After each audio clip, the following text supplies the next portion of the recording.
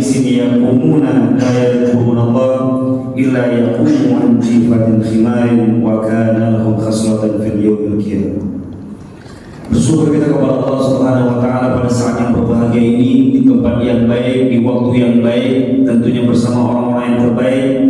Kita mampu untuk melangkahkan kaki, mengayunkan tangan, tak mungkin karena bukan hebatnya kita, bukan karena kerennya kita, atau bukan karena rajinnya kita, tetapi ini karena hidayah, tetapi ini karena berkah, dan tentunya karena ridha Allah Subhanahu wa taala. Kita mampu untuk hadir di sini. Maka kita bersyukur kepada Allah. Allah berikan kepada kita nikmat sehat, sempat, dan hidayah. Berapa banyak orang yang sehat tapi tak sempat? Berapa banyak orang yang sempat tapi tak sehat? Berapa banyak orang yang sehat dan sempat tapi tak dapat hidayah? Maka oleh karena itu kita bersyukur kepada Allah. Allah berikan kepada kita iman. Al-iman wa huwa tasdiqu bil qalbi. Iman ketika kita yakin adanya Allah. Memang Allah tak nampak dengan mata kita, Allah tak dengar dengan telinga kita, Allah tak sentuh dengan kulit kita, tapi innallaha alimun bidzati sudur. Allah itu maha mengetahui, walaupun hanya terucap di bibir, walaupun terucap di hati, belum dilepas di bibir, tapi Allah maha mengetahui. Iman ketika engkau berkata, iqraru ketika engkau berkata asyhadu an la ilaha illallah wa asyhadu anna muhammadar rasulullah. Iman ketika engkau senantiasa mengerjakan perintah Allah, engkau meninggalkan larangan Allah Subhanahu wa taala. Banyak orang mengatakan aku beriman, banyak orang mengatakan aku Islam, banyak, tetapi berapa banyak perintah Allah dia abaikan, berapa banyak larangan dari Allah dia kerjakan. Sementara KTP-nya, identitas dia mengatakan aku beriman, maka tak cukup dia mengatakan iman saja, karena iman pada prinsipnya ketika dia yakin adanya Allah. Yang kedua, ketika dia mengikrarkan asyhadu an la ilaha illallah wa asyhadu anna muhammadar rasulullah. Yang ketiga, wa amalu bil arkan, mengerjakan perintah dari Allah dan meninggalkan larangan dari Allah Subhanahu wa taala. Al iman yazid bi ta'ah, kata Imam Asy'ari. Iman itu dia akan bertambah dengan kita makin taat kepada Allah, dan iman yanqus bil ma'asi. Iman akan berkurang dengan kita bermaksiat kepada Allah Subhanahu wa taala. Maka bersyukur kita kepada Allah Subhanahu wa taala dengan diberikan umur pada saat sekarang ini, kita tak tahu. Maka kata Imam Ali bin Abi Thalib, sejatinya hidup ini seperti lelehan es atau lelehan lilin, dipakai ataupun tidak dia akan mencair. Iman, begitulah hidup kita. Hidup kita ini makin lama, per tahun, per bulan, per hari, per minggu dia akan mencair. Maka oleh karena itu hidup ini paling baik, paling bagus manfaatkan untuk orang lain dan juga untuk diri sendiri. Maka kalau seandainya ini terwujud, kata Imam Asy-Syafi'i, wujuduhu ka'adali, jangan sampai kita adanya kita sama seperti tak ada. Ini naudzubillah, apalagi adanya kita lebih baik tak ada. Naudzubillah, subhanallah. Kemudian salawat dan salam kita sampaikan, kita ucapkan, kita hadiahkan kepada baginda besar Muhammad sallallahu alaihi wasallam. Allahumma shalli ala sayyidina Muhammad wa ala alihi sayyidina Muhammad. Mudah-mudahan dengan banyaknya kita mengucapkan salawat dan salam, dengan banyaknya mengucapkan tahiyah, mengucapkan apa kata Imam Asy-Syafi'i ketika Imam Syafi'i itu dimimpikan oleh Imam An-Nawawi. Apa kata Imam An-Nawawi? Wahai guruku, aku takut mati. Aku takut mati. Bayangkan sekelas Imam An-Nawawi yang banyak menghafal hadis, dia takut mati. Guruku, aku takut mati. Macam mana engkau dikubur wahai guruku? Akan kau disiksa, dicambuk, ditokok atau apapun lah. Apa kata Imam Asy-Syafi'i? Untuk aku tak disiksa, aku tak dicambuk, aku tak diazab.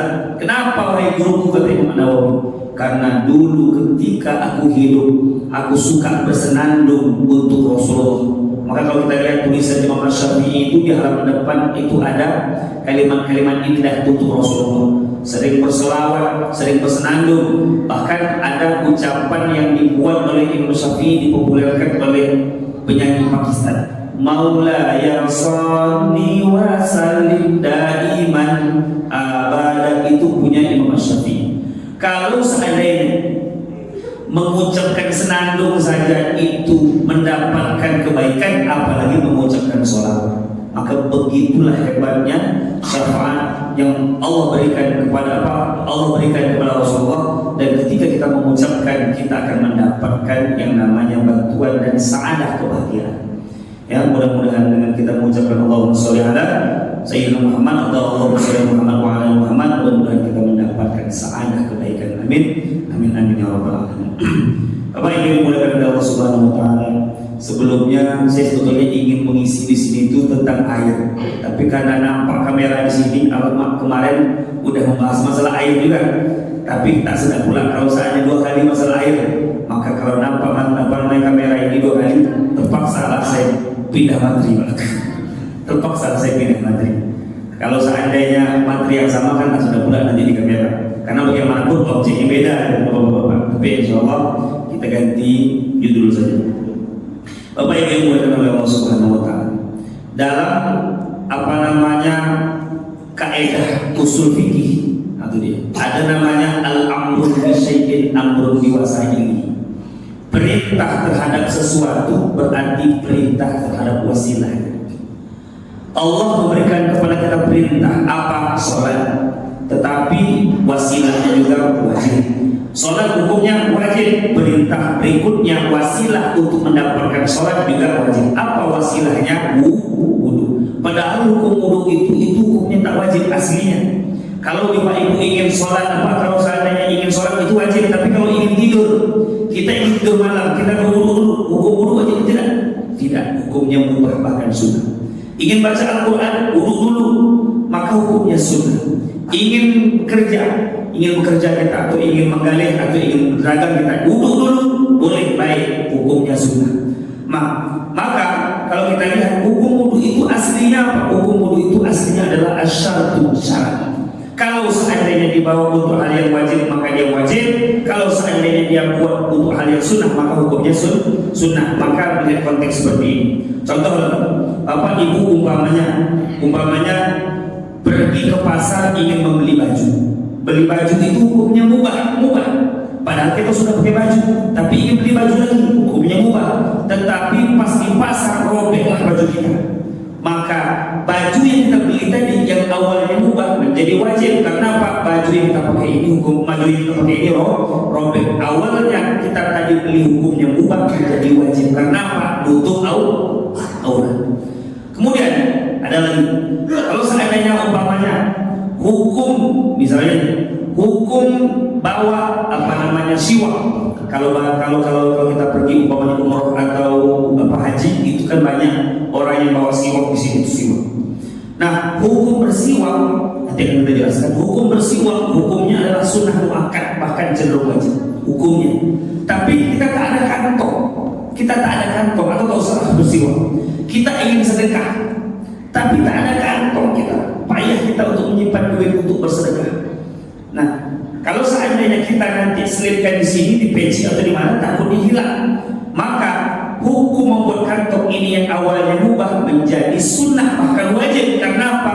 Dengan kita ada kantong, kita bisa menyimpan duit untuk keperluan kita, untuk keluarga kita, bahkan untuk bersedekah. Maka hal yang awalnya mubah, yang awalnya biasa-biasa saja, itu menjadi wajib.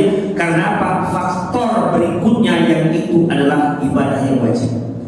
Nah, begitu juga halnya wudu. Wudu itu awalnya adalah syarat maknanya. Ada yang sunnah, ada yang mubah. Bahkan ketika kita mengerjakan sholat, maka hukumnya menjadi wajib. Maka oleh karena itu Bapak Ibu yang berbahagia, tentu kita menginginkan wudu yang baik. Wudu itu sendiri bahasa Arab adalah wadoa. Kalimatnya waw, do dan hamzah, bukan ain. Kalau bukan wudu, bukan, tapi wadoa. Apa arti wadoa? Cahaya.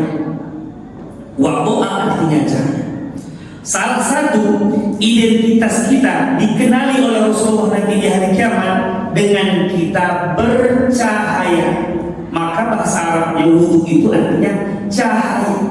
Bapak Ibu, wudunya baik, wudunya benar, wudunya sesuai dengan risalah Rasulullah SAW, maka bercahayalah tubuh kita. Maka ketika kita bercahaya, apa yang terjadi? Rasulullah gampang mengenali kita dan Rasulullah gampang untuk memilih kita sebagai umatnya.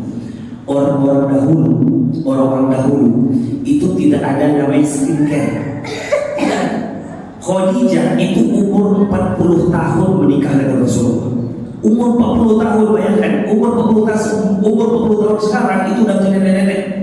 Umur 40 tahun dulu Rasulullah SAW ketika menikahi Khadijah itu diperebutkan. Khadijah itu cantik yang luar biasa. Semua orang ingin menikahi Khadijah karena saking cantik. Apalagi setelah Rasulullah SAW memberikan yang namanya 7 ajar kepada Khadijah tentang wudu, makin cantik Khadijah dari resep wudu tadi. Tapi kadang-kadang kita sekarang ini melihat berapa banyak anak-anak gadis sekarang ini macam tua. Kenapa? Lebih banyak skincare daripada wudu. Inner beauty-nya tak dapat, cahaya yang tak dapat. Kalau kita lihat Bapak Ibu yang berbahagia, wudu itu luar biasa. Kalau wudunya dengan benar, maka nanti akan kita jelaskan bagaimana wudu yang benar, tentunya menurut risalah Rasulullah SAW. Maka kita pengajian kita Bapak Ibu yang berbahagia, kita sengaja kitabnya kitabnya Subul Salam. Ini tentang hadis semua, tentang hadis dia dan penjilid. Maka insya Allah kita bahas mengenai terkait dari awal dari masalah air sampai nanti tentang masalah yang terakhir itu tentang masalah politik, bahkan adat insya Allah. Nah, karena apa? Apalagi ada masalah pernikahan, masalah keluarga itu akan kita bahas semua. Tentunya masalah ini sesuai dengan 7 ajar dari Rasulullah SAW. Nah, Bapak Ibu yang berbahagia, kalimat Rasulullah SAW, kalimat Allah Subhanahu Wa Taala mengajarkan kita berwudu luar biasa. Apa kata Allah? Ya ayyuhalladzina amanu idza qumtum ila shalah. Wahai orang-orang yang beriman, jika engkau mendirikan sholat, kalimat yang mendirikan. Kenapa tidak jika engkau melaksanakan sholat? Beda. Melaksanakan dengan mendirikan beda. Kalau melaksanakan, kita sholat aja, menghayal, kadang-kadang terlupa, kadang-kadang entah apa yang kita pikirkan, kunci motor hilang terdapat, kadang-kadang ibu menjemur baju, ya Allah teringat baju dan sebagainya, hujan, ya Allah baju suami masih diapain dan sebagainya. Itu namanya mengerjakan. Kalau mendirikan, itu bukan hanya raga kita yang bekerja, bukan hanya raga kita yang berbuat, tapi ruh kita juga ikut andil di sana. Itu namanya mendirikan. Maka dikatakan aqimus shalah, dirikanlah salat. Dirikan itu artinya apa? Betul-betul raga, ruh kita turun andil dalam melaksanakan ibadah salat. Maka kalau orang hanya melaksanakan salat, tengok banyak pencuri. Dia salat iya, pencuri iya, maling iya, korupsi iya, itu dia. Kenapa? Hanya mengerjakan salat saja. Mana perginya? Kemudian hati maka bicara sama dia, yang dipikirkan duit orang, yang dipikirkan maksakan orang apa dunia yang mau naudzubillah, yang dipikirkan tak jelas. Ya, maka ketika selesai sholat tak ada pengaruh, tak ada efek di hati dia. Kenapa? Hanya sekedar mengerjakan. Tapi kalau seandainya orang mendirikan sholat, diawali dari wudu yang baik, Allah nanti kita akan membahas bagaimana sholat yang baik. Allahu Akbar. Kenapa kalimat yang pertama Allahu Akbar? Karena Allah yang lebih besar, maha besar dibandingkan dengan dunia dan sisinya. Kita tinggalkan pekerjaan, kita tinggalkan anak kita tinggalkan istri kita tinggalkan harta kita tinggalkan rumah kita. Karena apa? Allah maha besar, Allah yang lebih besar, semua ditinggalkan. Begitulah yang namanya ketika sholat tersebut. Kenapa? Karena ketika itu kita mendirikan sholat. Maka tak heran para sahabat ketika mereka sholat tertusuk di sini misalnya pada anak panah, tak terasa, bukan tak terasa ya, tapi karena merasa bahwa di hadapan Allah, maka ini seperti digigit nyamuk. Kenapa berhadapan dengan Allah? Coba kalau kita Bapak Ibu umpamanya kita berhadapan dengan camat gigit nyamuk, terasa tidak? Kenapa? Berhadapan dengan orang yang kita sayang, berhadapan dengan orang yang kita muliakan, apalagi berhadapan dengan Allah. Maka wajib kita untuk totalitas bahasa sekarangnya Allah itu diantara. Nah, kuntum ila shalah, jika kalian mendirikan sholat, fansilu wujuhakum, kalian kalimat, cucilah wajah kalian. Ingin menghadap Allah, kita wajib untuk bersuci. Kita ingin menghadap bupati, gubernur, mandi pagi kita coba, gantengnya, cantiknya, pakai parfum dan sebagainya, menghadap manusia, menghadap orang yang paling keren menurut kita, yang kita muliakan, itu tak tanggung-tanggung kita, apalagi menghadap Ini kadang-kadang nauzubillah menghadap Allah, baju dia ya Allah bilang baju goyah-goyah. Apalagi ketika pas Ramadan ya Allahu Akbar, kenapa? Karena dia pakai mukena polkadot, apa itu banyak telalat ya Allah Akbar. Maka kalau kita Bapak Ibu yang berbahagia, pernah saya sampaikan, kalau kami dulu pernah di Mesir, itu orang ketika pas di sana, itu orang dapat THR itu adalah bulan Sya'ban. Ketika pas bulan Ramadan itu pakai baju baru. Jadi pakai baju baru ini kapan? Bulan Ramadan. Kenapa? Ketika pas bulan Ramadan itulah dia pakai baju yang paling tercantik karena sholat tarawih dan witir 11 rakaat. Coba kita kapan kita dapat THR -nya? Bulan Ramadan. Ketika dapat THR bulan Ramadan, yang kita takutkan apa yang terjadi? Ketika malam Ramadan orang hilang di masjid. Kenapa? Beli baju untuk menghadapi Lebaran. Hilang, tak ada. Hari pertama banyak, hari kedua banyak, hari hilang. Kenapa? Orang sibuk untuk beli baju Lebaran. Padahal kalau kita lihat sholat Lebaran itu berapa rakaat? Cuma 2 rakaat. Cuma 2 rakaat. Maka saya pernah jelaskan, Imam Abu Hanifah saking dia tak ada duitnya untuk beli baju baru, dia jual salah satu dari dari plafon atau atap rumahnya itu untuk beli baju baru. Untuk kapan? Untuk bulan Ramadan. Itu dia. Jadi bulan Ramadan itu sebetulnya ketika kita ingin berhadapan dengan Allah, itu kan intensitas kita tuh lebih banyak berhadapan dengan Allah. Maka Bapak Ibu yang berbahagia, ya, kata Allah Subhanahu wa taala, "Fagsilu wujuhakum." Cucilah wajah kalian menghadap Allah Subhanahu wa taala. Pertanyaannya ada sedikit yang menggelitik. Saya pernah ditanya oleh satu guru, "Ustaz, kenapa kita ingin menghadap Allah? Itu yang dicuci wajah, bukan dicuci bukan yang dicuci mata. Kenapa? Kita kan kentut, buang angin. Buang angin itu kan yang keluar dari belakang. Kok tak itu yang dicuci? Yang dicuci malah wajah. Betul kan? Yang dicuci malah wajah. Tapi kita kentut ini kan pantat. Inna sholat inni wajjahtu wajhiya lilladzi faras samawati. Wajah kita ini kita hadapkan kepada siapa? Kepada penguasa langit dan bumi. Siapa itu? Allah Subhanahu wa taala. Maka kita Bapak Ibu yang berbahagia, kalau seandainya kita sholat itu wajib untuk menghadapkan wajah kita kepada Allah, bukan. Jangan ada tutup-tutupi. Kemudian ketika kita tawaf wajib buka, meninggal wajib juga buka. Kenapa? Allah tak menerima wajah-wajah penuntut. Allah ingin menerima wajah-wajah yang suci, yang bersih, yang ketika berhadapan dengannya harus dengan keadaan suci. Maka ketika Allah katakan, ya alladzina amanu idza qumtum ila shalah fagsilu wujuhakum wa aydiyakum. Nanti kita akan simulasikan bagaimana cara wudu yang baik. Wa aydiyakum ila marafiq wamsahu bi ru'usikum, kepala. Kemudian wa arjulakum, kaki ila ka'bain, sampai mata kaki. Nanti kita akan simulasikan. Bapak Ibu yang berbahagia dalam Allah Subhanahu wa taala. Sebelum kita akan membahas tentang masalah wudu yang baik dan benar, maka kata Rasulullah SAW sebelum kita berwudu, perhatikan apa kata Rasulullah. Wa an Abi Hurairah radhiyallahu ta'ala anhu qala Rasulullah sallallahu alaihi wasallam, laula an asyqa ala ummati la amartuhum bisiwak ala kulli wudu. Kata Rasulullah, kalaulah tidak memberatkan kepada umatku, maka aku perintahkan umatku untuk bersiwak setiap kali mereka wudu, dalam sebuah riwayat dalam setiap kali sholat. Kenapa siwak itu penting? Maka kalau kita lihat gosok gigi itu kelihatannya itu simpel, tapi kalau seandainya kita sudah sakit gigi luar biasa sakitnya, lebih baik ada orang sakit hati daripada sakit gigi. Kalau kita sakit hati masih bisa kita makan lontong, Pak. Kalau sakit hati, tapi kalau sakit gigi, Allah Akbar, na'udzubillahi min dzalik. Semua salah. Apa yang dibuat oleh istri dan anak semua salah. Kenapa? Sakit gigi luar biasa. Maka ketika kita ingin berwudu atau ingin mandi atau ingin sholat, ya, maka Rasulullah memberikan kita perintah untuk bersiwak. Tapi Bapak Ibu, kalau seandainya memungkinkan kita memang lebih baik siwak ketimbang gosok gigi biasa. Itu luar biasa. Itu kan ada penelitian, diambil dia air comberan yang paling banyak kumannya. Setelah itu coba diambil dia dari serbuk siwak tadi, dimasukkan ke dalam cairan tadi, mati semua bakteri dan virus. Begitu hebatnya siwak.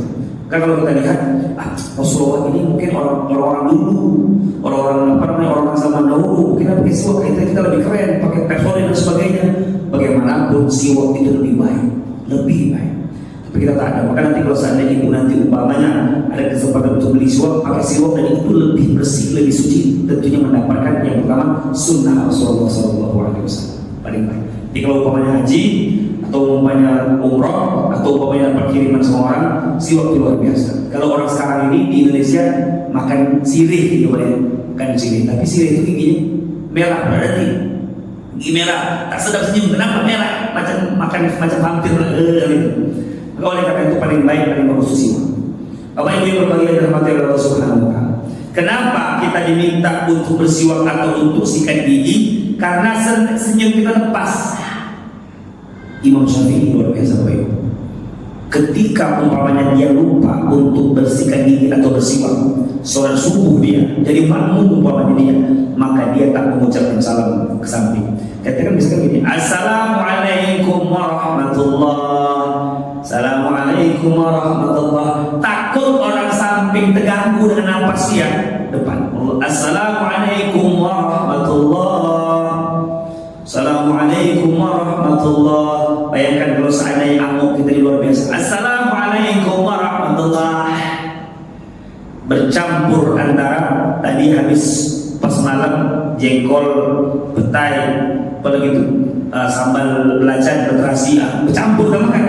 Ketika kita pas mengucapkan salam, Assalamualaikum warahmatullah, pingsan Rasulullah. Kenapa nahan nafas? Hebat Imam Syafi'i ketika pas mengucapkan salam itu di depan. Makanya para ibu berbahagia ini jangan diabaikan, betul. Bahkan Buya Hamka luar biasa. Ini dia Buya. Kenapa saya kata luar biasa? Setiap ingin masuk Ramadan, saking menjaga jamaah supaya jamaah tersebut tetap betah di masjid, mandi balimau. Ini luar biasa. Oh, kenapa harus mandi balimau Ustaz? Karena dulu orang tinggalnya itu kan dekat ini Pak. Dulu kan orang tinggal dekat tepi pantai. Semenjak ada aspal, orang mendirikan rumah ke aspal. Nah, karena ketika itu belum ada zaman rejoice, belum ada sampo sansing, belum ada itu dan sebagainya, akhirnya mandi balimau itulah yang paling tenang. Nah, ketika ingin masuk Ramadan, ketika ingin masuk maghrib mandi. Kenapa tak mandi? Orang dahulu kerjanya adalah menangkap ikan.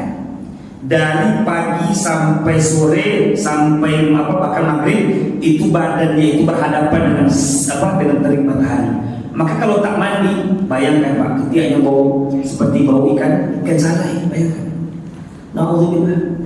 Maka hebat yang mandi balimau. Dan kalau orang sekarang mandi balimau ini pun tradisi semacam syarat lah. Ini masuk Ramadan harus mandi balimau. Padahal itu mandi tersebut itu kalau seandainya ingin sholat jamaah, bukan hanya bulan Ramadan, tapi kalau dulu itu memang tak ada sabun, mandi balimau itu yang membuat kita harum.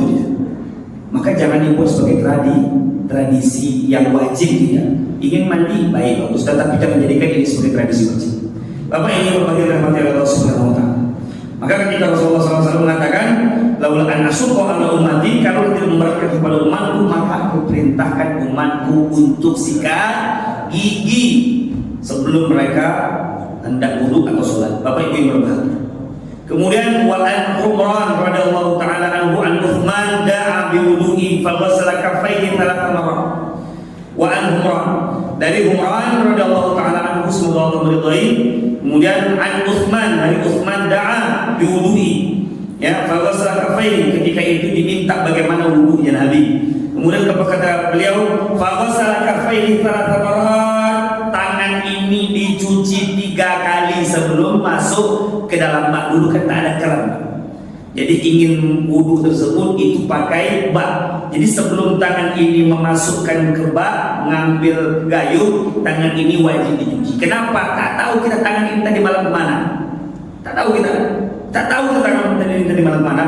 Tiba-tiba buru saja. Rupanya apa? Maaf cakap. Rupanya mengambil bulu tes ini kan macam.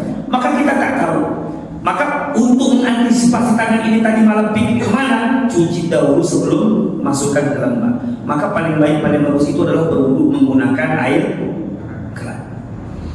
Kita khawatir kalau seandainya menggunakan air Pak, meskipun kita tahu itu suci, tapi kita tak tahu orang memakai seperti apa. Bisa anak kita diletakkan dia kayu itu, masyarakat bila dia di bawah, ketika dia ingin istinja diletakkan dia di bawah, tak tahu kita. Terkenal air kencing misalnya, terkenal masyarakat tahu apa namanya itu masyarakat bekas tinja dan sebagainya, tak tahu kita. Maka paling baik paling bagus itu adalah dengan menggunakan air keran, paling baik paling bagus untuk mengantisipasi. Maka mungkin bisa jadi ketika sholat kita umpamanya tidak khusyuk, bisa jadi wudhu kita mungkin tidak sempurna karena air yang kita gunakan tadi, naudzubillah, umpamanya bercampur dengan sesuatu yang najis. Ini naudzubillah. Mereka kata Rasulullah SAW, tangan ini dibasuh 3 kali. Tangan, nah di sela-sela seperti ini. Berapa kali? 3 kali. Sumataman Allah, kumur yang baik. Ambil air, ya, kumur pastikan yang pertama itu, menurut sebagian ulama mengatakan ini, ya, terutama Imam Syafi'i, ini kumur penuhi dulu yang mulut sebelah kanan.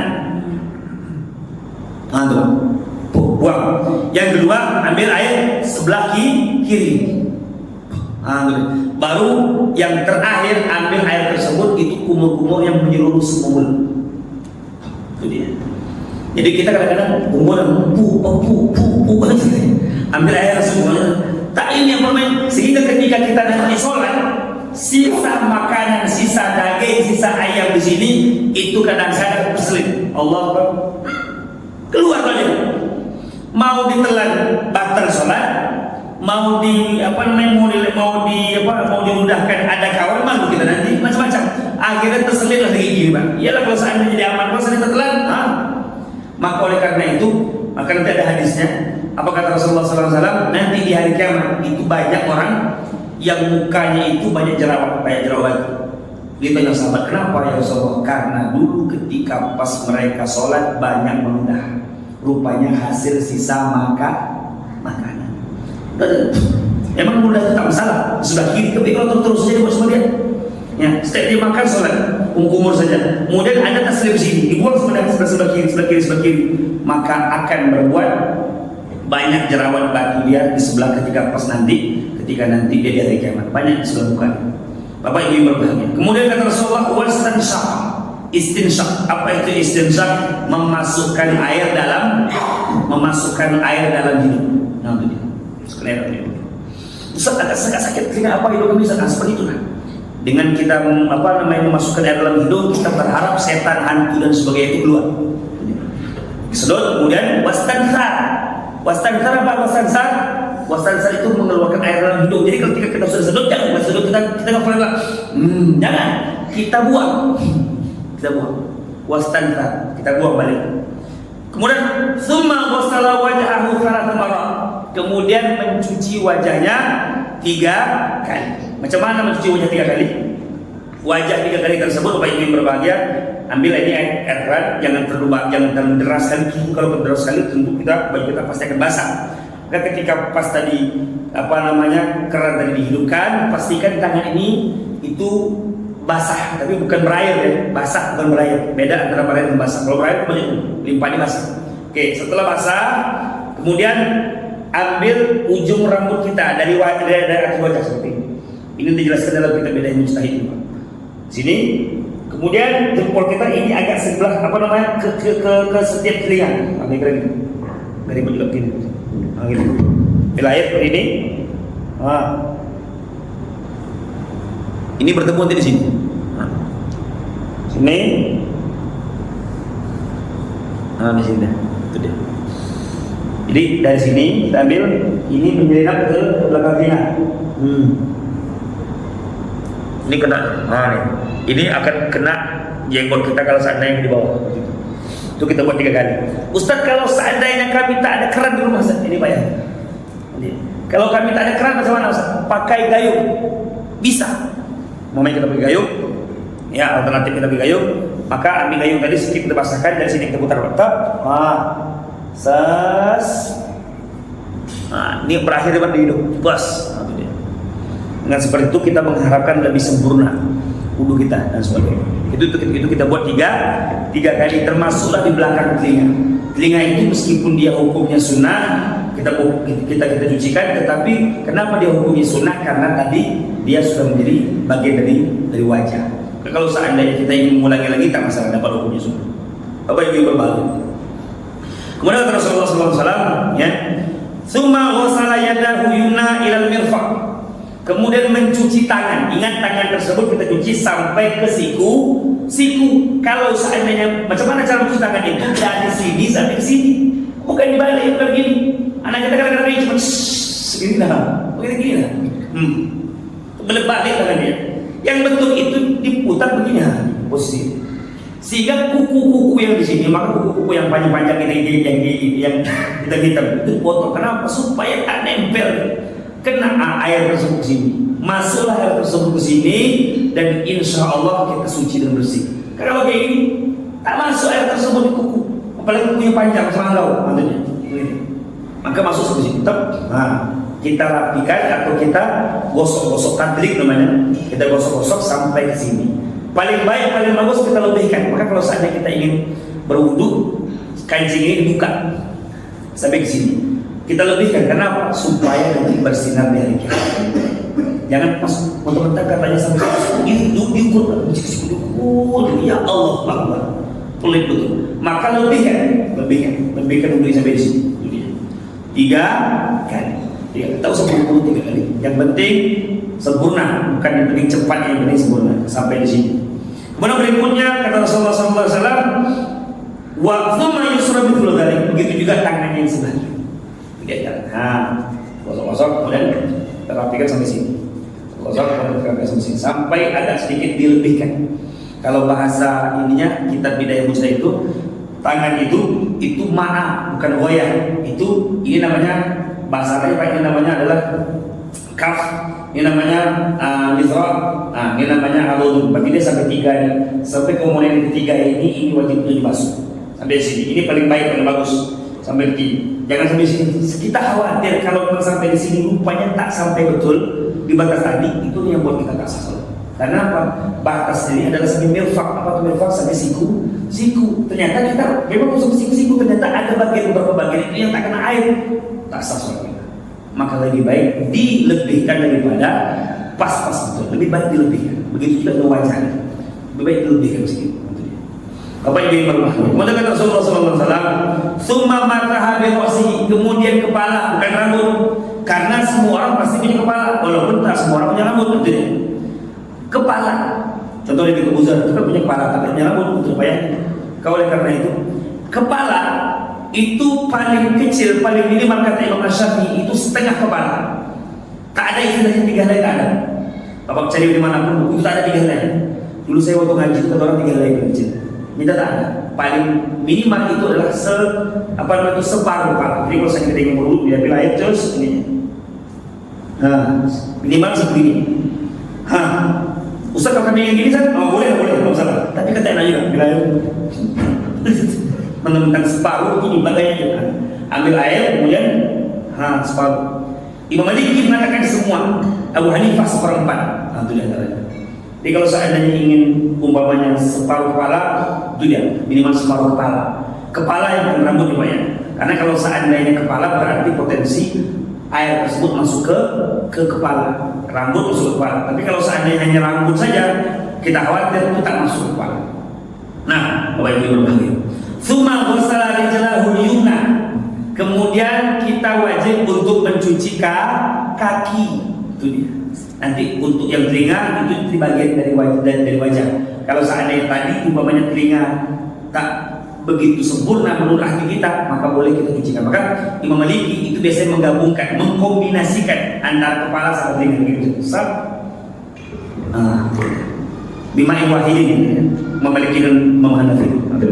Bila air ini dah langsung sambung. Kalau Imam Syafi'i tidak, Imam Syafi'i kepala telinga. Mana yang betul Ustaz? Yang betul. Yang salah yang tak betul. Bapak Ibu berbahagia. Kemudian kata Rasulullah, ya semua wasalani jalahul yumna, kemudian mencuci kaki. Itu dia. Kaki kalau bisa memang bukan kalau bisa, wajib di sela-sela, terutama di jari dengan di tumit. Banyak orang kadang-kadang dia kaki menimpa hati. Dia pilih gini akhirnya. Dah selesai. Allah. Tak kena itulah yang menyebabkan kita tak sah sholat. Maka wajib untuk kita ingat. Sela-sela Rasulullah memang mewajibkan kita sampai mata kaki, tapi Rasulullah sendiri sampai betis. Kenapa?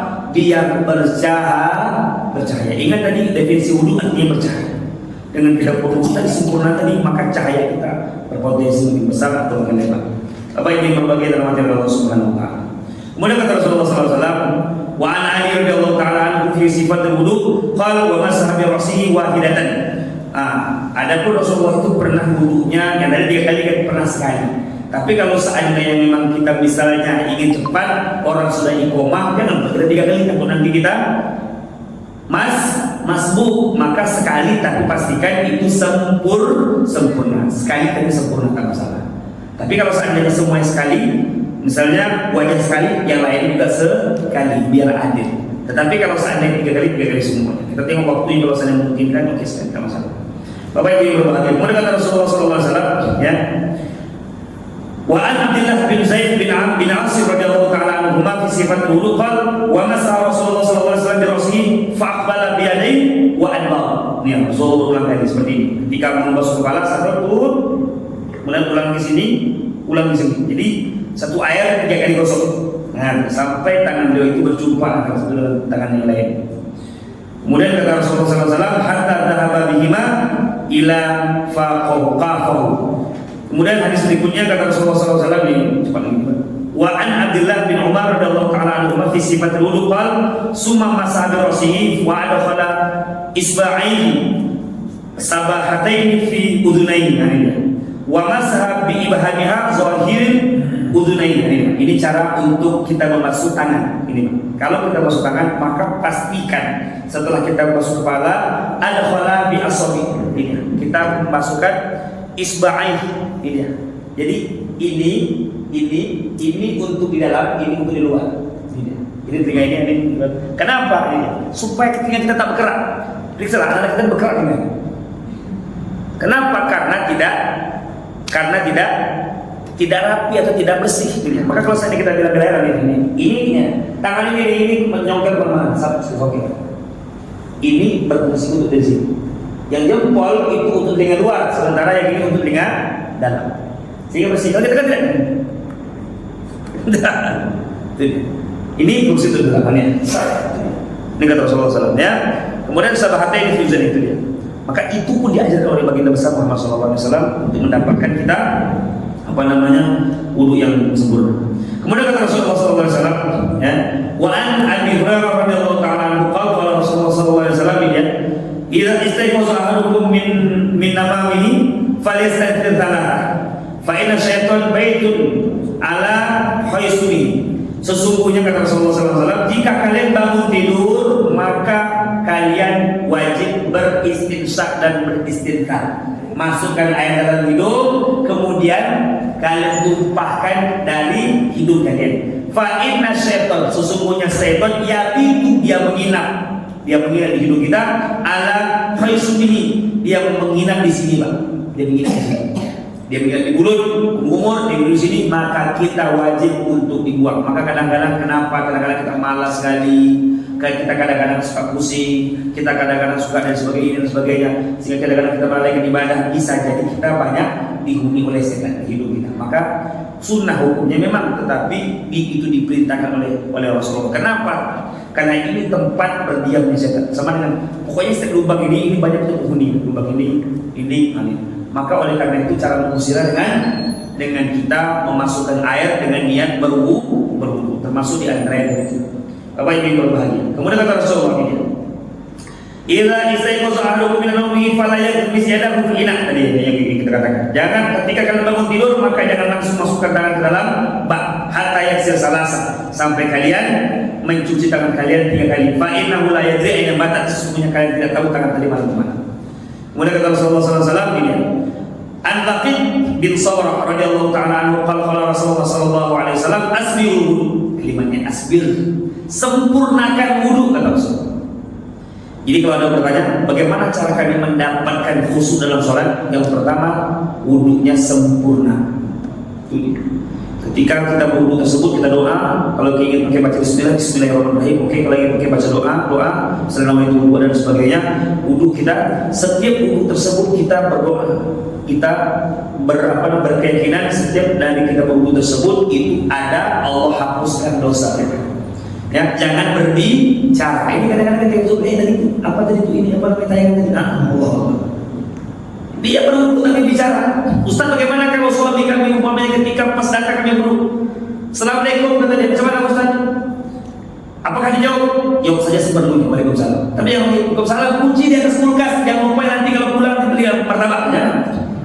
Banyak gula apa yang cukup saja Waalaikumsalam, selesai. Meskipun ini hukumnya sunnah, tetapi apa salahnya ketika kita pelihara, ketika kita berwudu tidak berbicara. Itu diantaranya.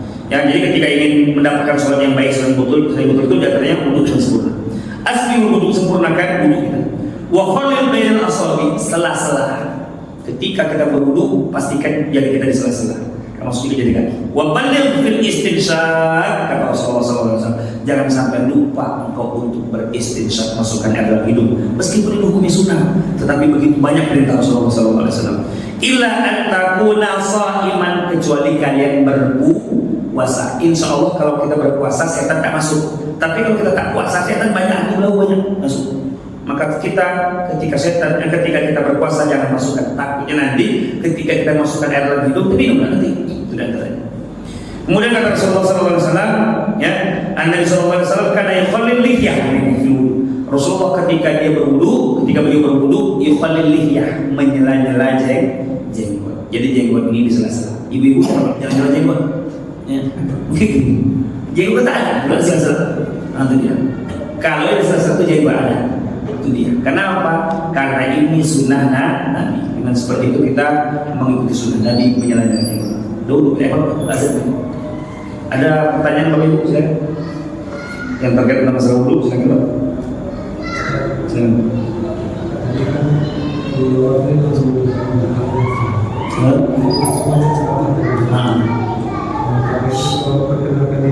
Oh ya, boleh.